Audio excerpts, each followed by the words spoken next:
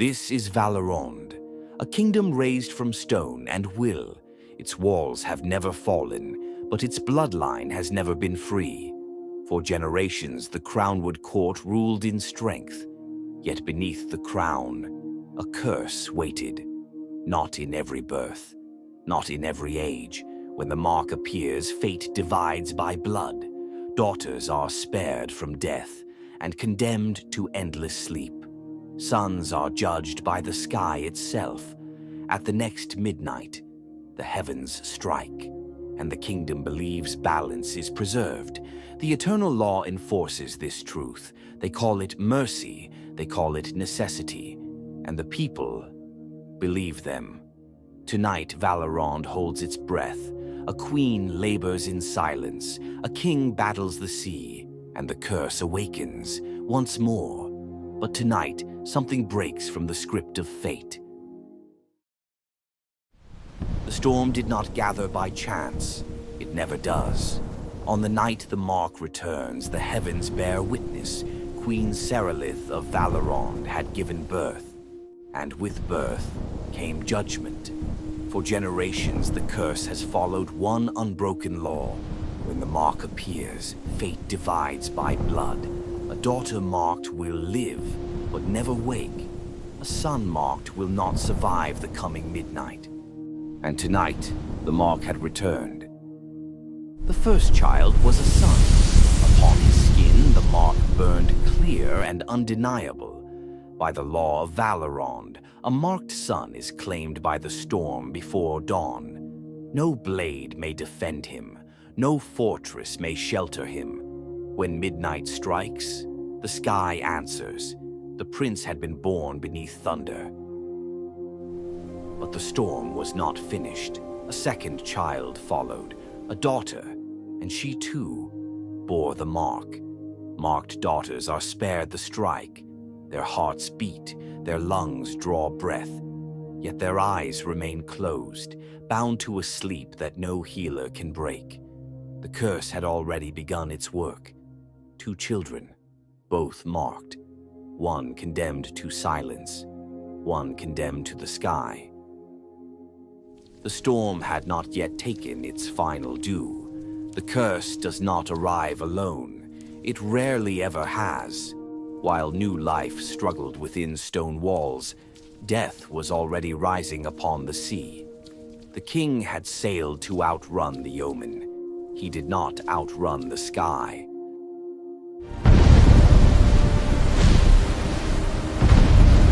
King Aldrin of Valerond met the same sky his son now faced. Thunder does not choose its victims, it only answers the mark. In a single night, Valerond lost its king and awaited the loss of its heir. A throne without its sovereign, a son without a shield, and a mother left to stand alone.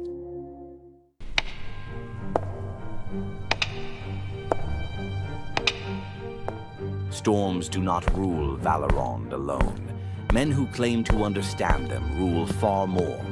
In every age of grief, one voice rises above the rest. Archbishop Valerond, keeper of the eternal law. He does not stop the curse. He gives it meaning. Where lightning strikes, he calls it judgment. Where children suffer, he calls it balance.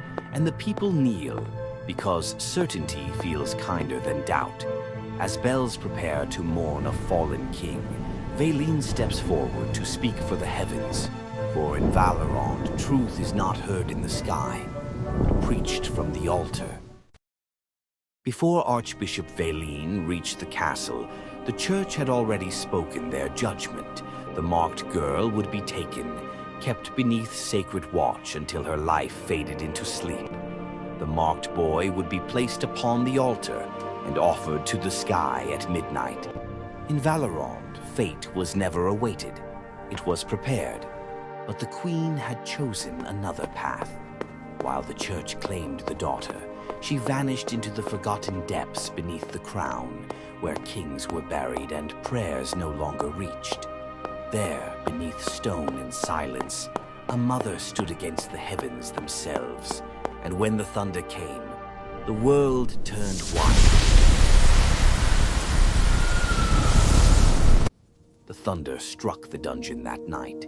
The child survived. The queen survived as well, but the strike left her body permanently broken. To keep her alive, royal mages forged a suit of enchanted armor. Without it, Queen Serelith would not survive. From that day forward, she ruled Valerond from within iron and magic. The twins were named soon after. The boy was Kalin. The girl was Leora. Both were born marked by the same ancient curse. Archbishop Valerond took the sleeping princess into the custody of the church.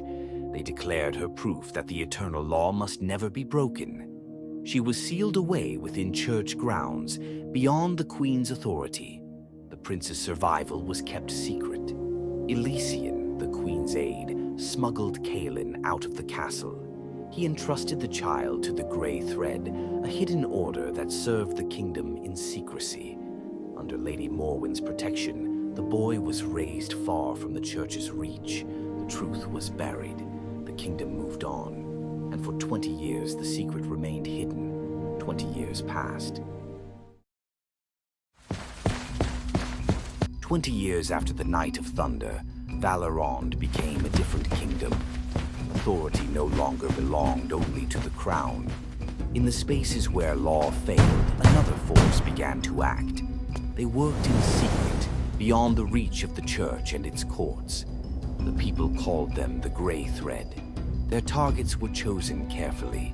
Their judgments were final. To some, they were criminals. To others, they were the only justice left. Among them walked a young swordsman, unaware of why he had been allowed to live. And on this night, the Grey Thread carried out another sentence, one that would soon draw the kingdom's attention back to a past it believed was finished.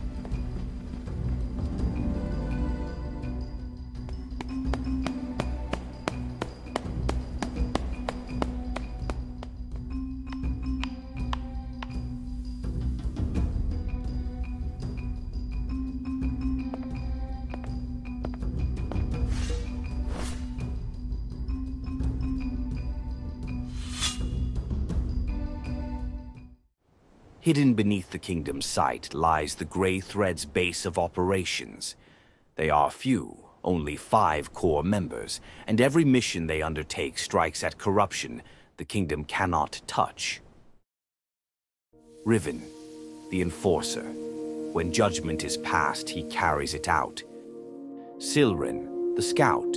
She sees danger first and ensures the team is never surprised. Lyra, close-range infiltrator. Fast, precise, and deadly within arm's reach. Ceres, ranged assassin and overwatch. From a distance, she controls the battlefield. Prince Kalin, swordsman, the hidden heir of Valerond, and the one destined to challenge the church. Together, they are the Grey Thread. The document taken from the slain High Magistrate, Corvin Hale, was not a report, but an instruction. It carried the church's seal, meant only for its highest ranks. For generations, the people of Valerond were told the sleeping curse could not be undone. The letter proved otherwise. Hidden within its text was the truth the church concealed. The princess's sleep is sustained by a sacred binding ritual performed beneath the grand cathedral. The rite is renewed to keep her asleep, not to protect her, but to preserve control. If the ritual is broken during the next storm cycle, the curse will end naturally. For the first time in 20 years, awakening Princess Leora was no longer impossible. And now the Grey Thread finally knew where to strike.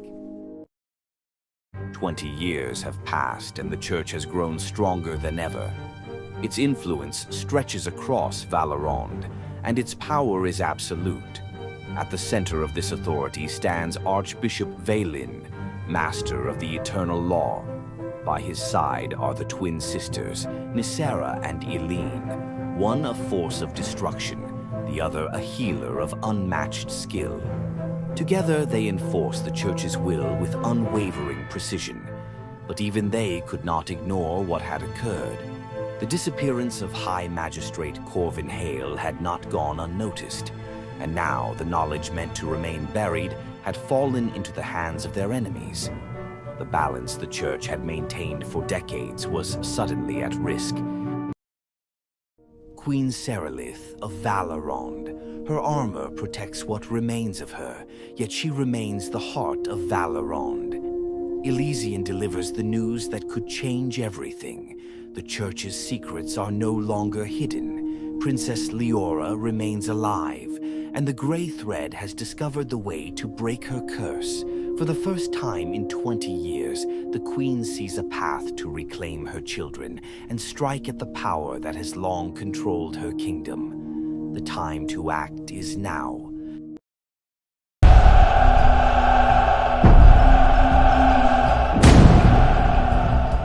For 20 years, Valerond lived beneath a fragile peace. Tonight, that peace is shattered.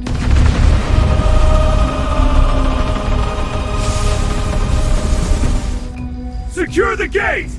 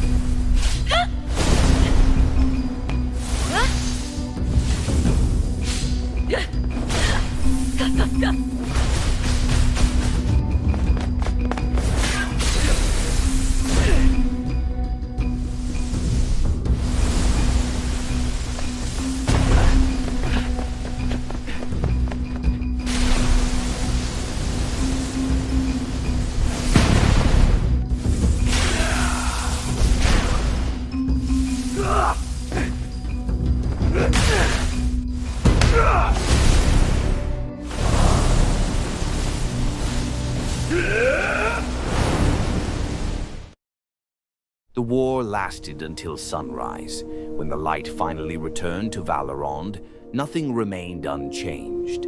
The Church that ruled through fear now stands broken.